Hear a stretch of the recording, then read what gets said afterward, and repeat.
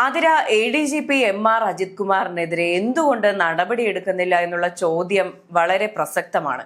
കഴിഞ്ഞ സർക്കാരിന്റെ കാലത്ത് എന്തുകൊണ്ട് പിണറായി ഇത്തരത്തിൽ നടപടിയെടുക്കുന്നില്ല എന്നുള്ള ചോദ്യം ഉന്നയിച്ചിരുന്ന മാധ്യമ പ്രവർത്തകർ എന്ന നിലയിൽ ഇപ്പോൾ VD സതീശൻ സർക്കാർ അല്ലെങ്കിൽ രമേശ് ചെന്നിത്തല ആഭ്യന്തര വകുപ്പ് ഭരിക്കുന്നു, എന്തുകൊണ്ട് രമേശ് ചെന്നിത്തല ഒരു നടപടി എടുക്കുന്നില്ല എന്നുള്ള ചോദ്യം പ്രസക്തമല്ലേ?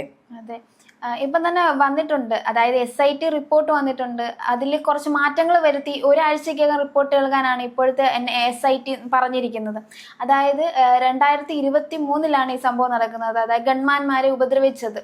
ആ കേസ് അന്ന് വഴിമാറിപ്പോയി. ഇപ്പം നമുക്കിപ്പം UDF അധികാരത്തിൽ വന്നില്ലായിരുന്നെങ്കിൽ ഇപ്പോഴും ആ കേസ് അവിടെ എങ്ങും എത്താതെ പോയേനെ.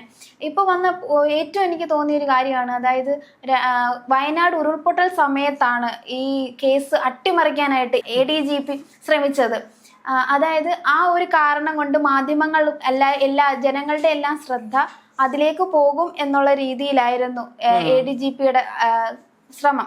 ആ സമയത്താണ് ഇത് മാറ്റിയതും. അതിലാണ് ഇപ്പം SIT പറയുന്നത്, അതായത് ഇത് വീണ്ടും പരിശോധിക്കണം, ഒരാഴ്ചയ്ക്ക് റിപ്പോർട്ട് വരുത്തണമെന്ന്.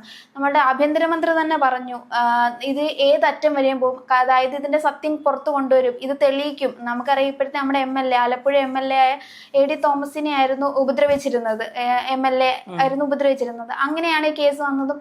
കോടതി ഇത് തള്ളിക്കളയുന്ന രീതിയിലൊക്കെ വന്നെങ്കിലും പിന്നെ അന്വേഷണം മുന്നോട്ട് പോയിക്കൊണ്ടിരിക്കുക തന്നെ ചെയ്യുന്നത്. അപ്പം SIT ഒരാഴ്ചക്കകം റിപ്പോർട്ട് സമർപ്പിക്കണമെന്ന് പറയുമ്പോൾ അവിടെ കാണും ചിലപ്പം ADGP അജിത് കുമാർ അവിടെ പ്രതി പട്ടികയിൽ തന്നെ ഉണ്ടാവും എന്നുള്ള കാര്യത്തിൽ എനിക്കൊരു സംശയമില്ല.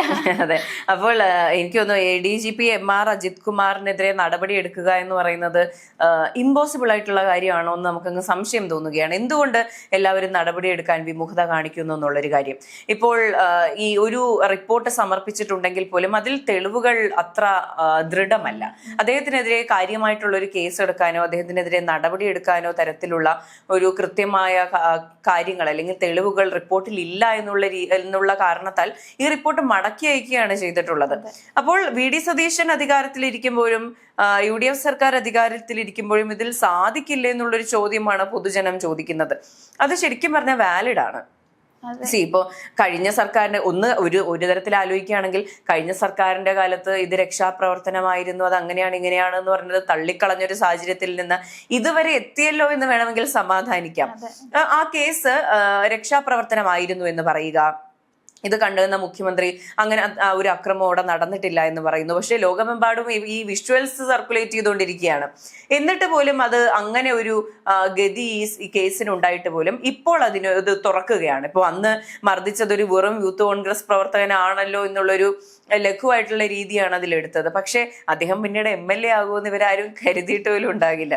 അങ്ങനെയാണ് ഈ കേസ് ഇത്രയും മുന്നിലേക്ക് എത്തുന്നത്. അപ്പോൾ നമുക്ക് വേണമെങ്കിൽ ഇങ്ങനെ വിചാരിക്കാം, ഈ പറയുന്ന പോലെ ചെറിയ തെളിവുകളുടെ കാരണത്താൽ അദ്ദേഹം നിയമത്തിന്റെ വഴിയിൽ നിന്ന് പുറത്തേക്ക് വരുന്നതിനേക്കാൾ ഏറ്റവും നല്ലത് കൃത്യമായ തെളിവുകളോടുകൂടി കൃത്യമായ ഗ്രാവിറ്റിയിൽ അദ്ദേഹത്തിന് ശിക്ഷ ലഭിക്കട്ടെ എന്നുള്ളതാണ്. ഇപ്പോഴത്തെ റിപ്പോർട്ട് പരിശോധിക്കുകയാണെങ്കിൽ ഗ്രേഡ് 2 SIമാരായ 2 പേർക്കെതിരെയാണ് കേസുള്ളത്.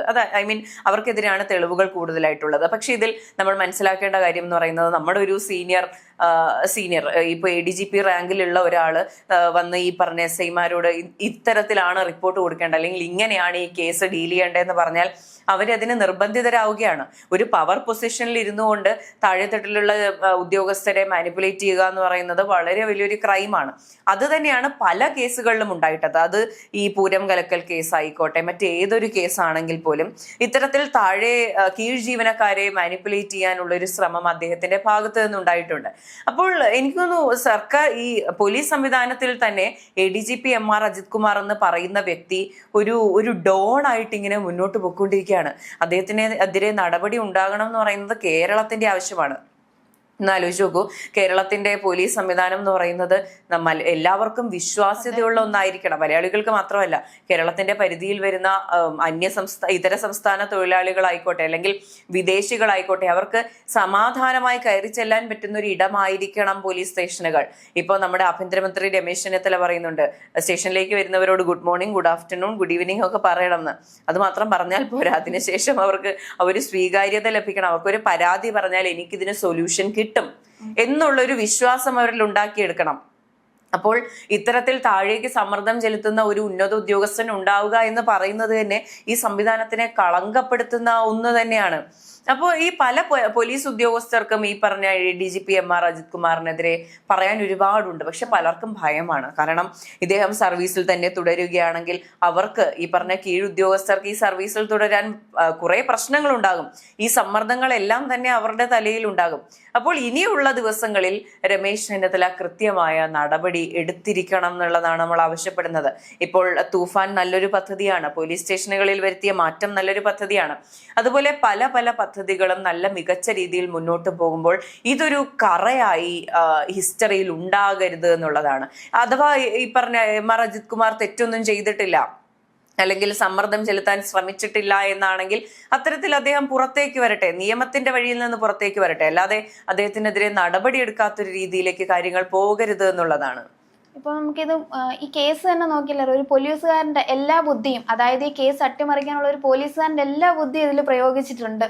അത് ഒരു ന്യൂസ് റിപ്പോർട്ടിൽ ഞാൻ വായിച്ചതാണ്. ഒരു ഉദ്യോഗസ്ഥൻ ഇത് പ്രഷർ കാരണം തല ഇറങ്ങി വീണു, അതായത് ദേഹാസ്വാസ്ഥ്യം വന്നു എന്ന് വരെ പറഞ്ഞു. അതായത് അത്രയ്ക്ക് പ്രഷർ ആ കേസിൽ അദ്ദേഹം കൊടുത്തിട്ടുണ്ട്. അപ്പം എല്ലാ തെളിവുകളും മിക്ക തെളിവുകളും ഇതില്ലാതെ ഇപ്പൊ ഒരു വീഡിയോ ഉണ്ട്, നമുക്കറിയാം, നമ്മളെല്ലാരും കണ്ട വീഡിയോ ആണ്. അന്ന് തല്ലി ചതയ്ക്കുന്ന വീഡിയോ നമ്മളെല്ലാരും കണ്ടതാണ്. നമ്മൾ അന്ന് തന്നെ ആലോചിച്ചതാണ് അദ്ദേഹത്തിന് ഒരു നീതി കിട്ടണം, അതായത് AD തോമസിന് നീതി കിട്ടണം. നമ്മളെല്ലാരും അദ്ദേഹം MLA അല്ലായിരുന്നെങ്കിൽ പോലും ആ യുവാവിന് നീതി ലഭിക്കണം എന്ന് നമ്മൾ ആഗ്രഹിച്ചിരുന്നു, ആവശ്യപ്പെട്ടിരുന്നു. പക്ഷെ അത്ര ഒരു വീഡിയോ ഉണ്ടായിട്ട് പോലും ഈ ഒരു കേസ് മുന്നോട്ട് കൊണ്ടുപോകാനായിട്ട് സാധിക്കുന്നില്ല. അപ്പൊ അത്രമാത്രം ക്രമക്കേട് അവിടെ അതിന്റെ ഇടയ്ക്ക് സംഭവിച്ചിട്ടുണ്ട്. മുഖ്യമന്ത്രിയുടെ ഗൺമാനായിരുന്ന സമയത്ത് അപ്പം മുഖ്യമന്ത്രിയുടെ ഒരു മുൻ മുഖ്യമന്ത്രിയുടെ ഒരു സപ്പോർട്ടും ഉണ്ടായിരുന്നു. അതിന്റെ കൂടെ ADGP എന്നുള്ളൊരു സ്ഥാനവും അദ്ദേഹത്തിനുണ്ടായിരുന്നു. അപ്പൊ ഈ കേസ് എത്രമാത്രം അട്ടിമറിക്കാം അത്രയും മാത്രം അതിൽ അട്ടിമറിച്ചിട്ടുണ്ട്. അതുകൊണ്ടാണ് ഈ SIT ഒന്നും ഇപ്പൊ അന്വേഷിച്ചിട്ട് പോലും ഒന്നും കിട്ടാത്തൊരു അവസ്ഥയിലായിരിക്കുകയാണ്. അതുകൊണ്ടായിരിക്കും ഇപ്പൊ മുമ്പ് പറഞ്ഞതുപോലെ പോലീസുകാർക്കും ഇദ്ദേഹത്തിനെതിരെ സംസാരിക്കാനും ഒരു ഭയമുണ്ട്. കാരണം അദ്ദേഹം മുന്നോട്ട് പോയാൽ, അതായത് ഈ സ്ഥാനത്ത് മുന്നോട്ട് പോയാൽ തങ്ങളുടെ ഭാവി പോയി എന്നുള്ള രീതിയിൽ ഭയന്നുമുണ്ട്. അപ്പം അതൊക്കെ കൊണ്ടാണ് ഈ കേസ് എങ്ങും എത്താതെ ഇങ്ങനെ പോകുന്നതെന്ന് തന്നെ പറയാം. അതെ, ആ ഒരു സമയത്ത് പല കേസുകളിലും അദ്ദേഹത്തിന്റെ പേര് കേട്ടിട്ടുണ്ട്. പല പ്രമാദമായ കേസുകളിലും അദ്ദേഹത്തിന്റെ ഇടപെടൽ കാരണം അന്വേഷണം കൃത്യമായ രീതിയിൽ പോകുന്നില്ല എന്നുള്ളൊരു ധ്വനി ഉണ്ടായിരുന്നു. അതിൻ്റെ ഇടയ്ക്ക് ശബരിമലയിലെ ട്രാക്ടർ വിവാദം ഉണ്ടായിരുന്നു. ചട്ടവിരുദ്ധമായി ട്രാക്ടറിൽ കയറി പോവുക, അതിന്റെ വിഷ്വൽസ് പുറത്തേക്ക് ഇറങ്ങാം.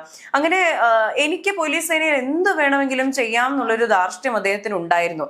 അത് തന്നെയാണ് അദ്ദേഹത്തിന്റെ ഏറ്റവും വലിയ ഈ പറഞ്ഞ എക്സ്പോസ്ഡ് ആവാനുള്ള വലിയൊരു കാരണമായിട്ടുള്ളത്. അപ്പോൾ ഇത്തരം ധാർഷ്ട്യമുള്ളവർ, അത് രാഷ്ട്രീയത്തിലായിക്കോട്ടെ, പോലീസ് യൂണിഫോം ഇട്ടവരാണെങ്കിൽ പോലും, ഇവരെല്ലാം ഈ സംവിധാനത്തിൽ നിന്ന് പുറത്തു നിൽക്കേണ്ടത് നമ്മുടെ പൊതുജനത്തിന്റെ ആവശ്യമാണ്. ഏതൊരു സംവിധാനമാണെങ്കിലും അതിനുള്ളിൽ ഇത്തരത്തിൽ കറ കളഞ്ഞവർ മാത്രം നിൽക്കട്ടെ.